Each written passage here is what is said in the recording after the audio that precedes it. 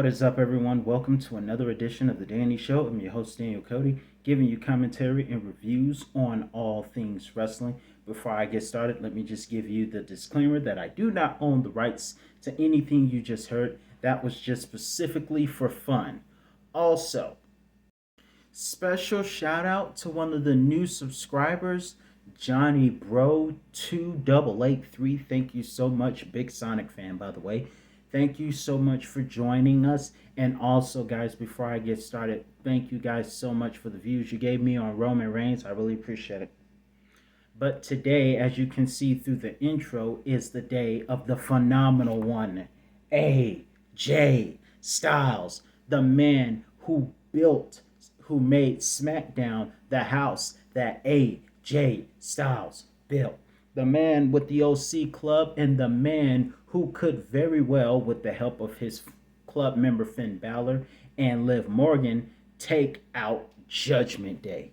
That is, of course, if Tommaso Ciampa or Zion Quinn doesn't join, because if you saw NXT the other night, Zion Quinn kind of looked like he was going to join. Just kidding.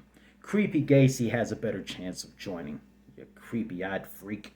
But either way, let's get started with today's specialty on AJ Styles. Fun fact, we're both Georgia guys. AJ Styles being far north up in Gainesville. Of course, me being far east of Metro Atlanta. So, former Georgia citizen myself. So, irony. But let's not waste any more time. Let's get started with my top 10 reviews of my favorite AJ Styles matches. Let's get started. We start off at number 10. Earlier this year, AJ Styles went to NXT 2.0 to take on the man that can't nobody stand, Grayson Waller. On an episode of NXT, January the 11th, earlier this year, when AJ Styles was starting to go back to his babyface ways, he took on and humbled Grayson Waller. Also, after a great match on NXT, he not only humbled Grayson Waller, but Grayson Waller's troubles were not over, as LA Knight, who was attacked in the parking lot, made his return to fight off Waller, before this ridiculous Max Dupree thing came up. But nonetheless, great, excellent match by both AJ Styles and Grayson Waller. And it was during the time where stars from WWE's so-called main rosters were coming to NXT to take on NXT stars. And one of the guys was AJ Styles, and then you had Dolph Ziggler and Natalya. Who's next? At number 9, we have AJ Styles versus Chris Jericho at WWE Fastlane 2016. Just less than a month or so after AJ Styles made his debut at the Royal Rumble, he began to start a great feud with Chris Jericho, which I also put Jericho versus Styles WrestleMania 32 on Jericho's list last year. But for AJ Styles, I put this match on the list because I thought it was an entertaining match and it was very enjoyable. And it was a match that AJ Styles would win via submission with his what's the name of that darn move? Whatever that leg hold is that AJ Styles uses, won the match with Y2J before he was this appreciation society that almost got his butt burnt by Eddie Kingston. His next match at number 8, we have AJ Styles versus Randy Orton at WrestleMania 35 from New York, New Jersey. I enjoyed this one also. Great match. Both guys gave out their best moves.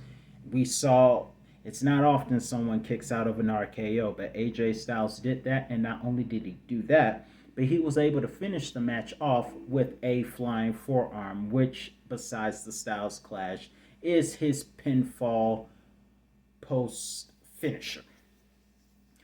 Also, this whole thing started because Randy Orton kept interrupting AJ Styles during backstage interviews on SmackDown. But of course, nonetheless, great match. Great to see Jerry Lawler on commentary for the special match as well. At number 7, we have AJ Styles versus the man who hates lies, Kevin Owens. This match took place at SummerSlam 2017 with Shane McMahon being the special guest referee, and also a rematch from Battleground. Nonetheless, I really enjoyed this. Both guys brought out their best moves. The Kevin Owens wasn't using the stunner yet, but he was using the pop-up powerbomb, which, because of they kept accidentally hitting Shane, who was the special guest ref, Shane couldn't count. And when he did count, Kevin got mad. Apparently, he didn't count fast enough. I don't know the situation, but Kevin got mad because he didn't finish off the powerbomb. Nonetheless, it didn't keep AJ down. AJ got some anger in on his own towards Shane McMahon because he didn't see Kevin Owens tapping out to his submission hold, the leg hold that AJ uses.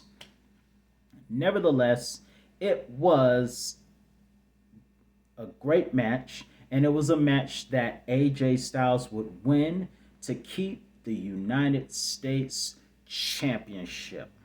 And it would also set up a fight for Kevin Owens and Shane McMahon to fight off against each other at a Hell in a Cell pay-per-view. Ironically, we're prepping for Hell in a Cell this Sunday. Moving on to number 6, speaking of the special guest ref, we have AJ Styles versus Shane McMahon at WrestleMania 33. Man, let me tell you something. That was good also. I really enjoyed that match. Shane McMahon was a high-risk, high-flyer. Both men are high flyers. And may I just say that I understand why he did it, but I wish we could have seen AJ fly as much as he did in TNA. If you watched AJ Styles in TNA, you know that he was a high-flying son of a gun. There was nothing he wouldn't do. In fact, if AJ Styles could sing, I would have wished he wrote I Believe I Can Fly. That way we wouldn't have scandals decades later. But either way, I'm just kidding. Either way, moving forward, great match on both ends. Love seeing Shane McMahon deliver that elbow through the table and the coast to coast, but none of that kept AJ Styles down. It was the flying forearm, and let's just look at the fact that the Styles Clash doesn't always keep him down, but eventually he won the match. And on the following episode of SmackDown, which at the time aired on Tuesdays, they shook hands. Now, the whole thing started with AJ throwing Shane through a window head first. However, a car window rather. However, great match, and they ended up earning each other's respect. So, and AJ Styles eventually went babyface. So, 5 stars. Going to number 5, we have at the next year's WrestleMania, we had AJ Styles versus Shinsuke Nakamura, Pat McAfee's favorite wrestler. Now, I know Pat McAfee enjoyed that entrance at WrestleMania 34 on Shinsuke's part, but nonetheless, a great match. And it started because Shinsuke was being used excellently at the time. Let's just point that out. And he was the winner of the Royal Rumble when he eliminated Roman Reigns before he became the Tribal Chief. However, that set him up to have a match at WrestleMania that I really enjoyed. It was a classic, and overcoming the knee to the back of the head, which is usually done to the face, AJ overcame that. He overcame the fact that Shinsuke kicked out of his flying forearm, and it took a Styles Clash to put Shinsuke down. And as great as the match was, and yes, to me, it lived up to some of the hype, and it wasn't their first time because they had faced off in Japan before. But nonetheless, the match was a dream match for WWE, even though they were familiar with each other. But as great as it was, the ending was shocking because they shook hands, showed sportsmanship, and Shinsuke Nakamura developed a new name. And it is what I called him at the time. When he turned heel, I would have called him at the time Shinsuke Nutcrackamora. Yeah. So that was the day he turned heel and became Shinsuke Nutcrackamora. At number 4, we have AJ Styles versus Roman Reigns before he was a tribal chief at Extreme Rules 2016. Now, I did my homework and I saw that there was a great highlight that took place at Payback with the flying forearm and the OMG moment that the flying forearm caused the table to break. But other than that, it was a little too controversial. Countouts, disqualifications, and Stephanie McMahon was everyone's favorite that night. And of course, she's stepping down. But either way, Payback, it was okay, but it wasn't it. Extreme Rules, on the other hand, let me tell you something. If you have not seen it, go watch it. It was an excellent match. We saw the OC Club, Anderson and Gallows, interfere later on, and then we saw the Usos before they had their evolution and their persona changed, and the fans booed it, even though the Usos were face at the time. They came to rescue Roman, and they were the bloodline before the bloodline was given the title. So even without the interferences, it was a great match on both ends. We saw them fight in the crowd, we saw them fight in the ring, and the ending was pretty good also because they brought their best moves and we saw AJ take chairs and whack the bloodline all together. I would like to see, I know we've already seen it, but I kind of like to see AJ Styles contender for Roman Reigns' undisputed Universal Championship. That would be good because they've had some classics in the past. But nonetheless, it was a spear in midair by Roman Reigns that would win the match. So even though AJ Styles did not win the Extreme Rules match, it was still an amazing match. Oh, plot twist. After Roman Reigns won the match, which gave me the vibes of Shawn Michaels versus Shelton Benjamin, after he won that match, we got a surprise return by Seth Rollins. And Roman was the face. Ironically, both AJ and Roman were baby faces, but Seth Rollins was a heel. But when he came back to pedigree Roman Reigns, everyone loved it. By the way, be sure to check out my review on Seth Rollins in case you missed it. Think you'll like that list as well. Going to number 3, we have 2020's match of the year, AJ Styles versus The Undertaker in the Boneyard match. Now, some of you, if you haven't seen it, I put this on my top 10 WrestleMania matches from The Undertaker earlier this year. But this match was match of the year, and it was nothing short of fun to watch. It was during the time where WWE during the pandemic was forced to make adjustments since the crowd was gone, and it forced them to make cinematic matches, and this was nothing short of amazing. Even though AJ Styles did not win this match, one of the things was it was still great. It was voted match of the year. And AJ Styles, because of all the things he said about The Undertaker and The Undertaker's wife, Michelle McCool, we saw The Undertaker bring back his biker side before he had his last match. What more can you ask? The Undertaker won, but AJ Styles to have that match of the year must have been an honor. Fun fact, not a lot of people know this, but fun fact, Undertaker credits Michelle for his discovery of his faith, because fun fact, Undertaker's born again and Michelle is too, but so is AJ Styles. And if AJ Styles go is from Gainesville, I wonder if him and Jensen Franklin are friends. I'm just playing. But either way, just wanted to throw in a fun fact. Didn't know AJ Styles was a believer, like Sting. But moving forward, I think that's pretty cool.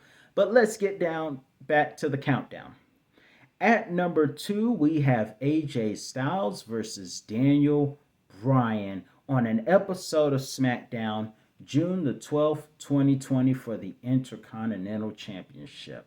Oh my goodness. One of the AJ Styles versus The Undertaker was match of the year. However, this was one of the other matches you could put on the countdown between those two. Great. That should have happened at WrestleMania. And they had a lot of great matches in the past. You got TLC, Royal Rumble, but that should have been at a WrestleMania. But I'm glad it happened on an episode of SmackDown to make SmackDown great. I'm glad it happened. Awesome. Check it out. AJ Styles won the match, which meant he won the Intercontinental Championship, and if I'm not mistaken, his first Intercontinental Championship, making him a Grand Slam champion, to me, if I'm not mistaken.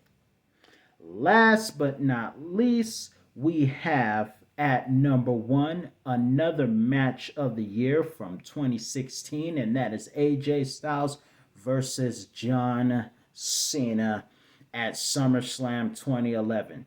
Now, they had to have a rematch because their match at the previous pay-per-view was an injustice, and even JBL thought they were wrong for that. So we had to have the match again at SummerSlam 2017. That was 16. 2016 was that was 2016. And let me just say, if the 2016 had some good matches. You had Seth Rollins versus Finn, and then you had this match. Man. And of course, the disturbingly bloody ending between Brock and Orton. But either way, this was one of the great matches of 2016 SummerSlam. AJ Styles versus John Cena. John Cena tried a super AA, but it didn't keep him down. The Styles Clash didn't keep Cena down, but that flying forearm certainly did. And that match was the passing of the torch. And shortly after that, AJ Styles would go on to become the WWE World Heavyweight Champion.